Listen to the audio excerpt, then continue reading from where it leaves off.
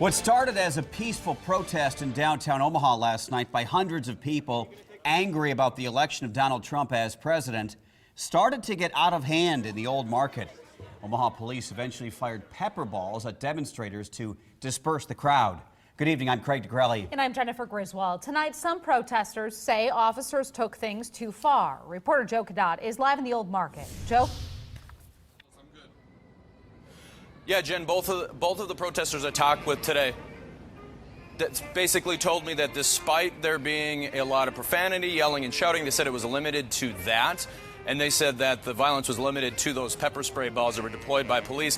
If you can see out in the intersection, it is very peaceful tonight. That was not the scene here last night when it was closed down and full of hundreds of protesters.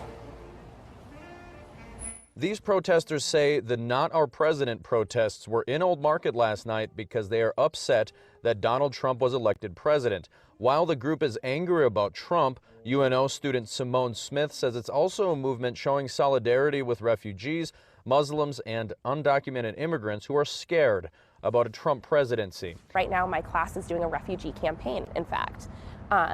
And it's supposed to show the refugee perspective. We have had multiple people since Trump was elected into office drop from being interviewed for the campaign. This Trump protester and a UNO student was nicked in the arm by a pepper spray ball fired by Omaha police after the crowd reportedly blocked traffic in the old market. It sounded like when they got tired of listening to people, then they just had enough and they broke everything up in a way that not a lot of people agreed with. Despite a lot of shouting and profanity, and some saying the protest turned violent, both of these protesters say the violence was limited to the pepper spray balls.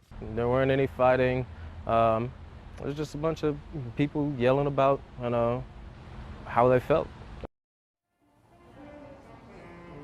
One of the two protesters were arrested here last night, 30-year-old Thomas Parkinson. He was cited for assembly to commit an unlawful act and failure to disperse. Reporting live in the old market, Joe Cadot, KMTV Action 3 News. Despite the protesters' claims that using pepper balls was excessive, Omaha police say all procedures and policies were followed. Police say some demonstrators were sitting in the street blocking traffic and throwing water bottles at officers.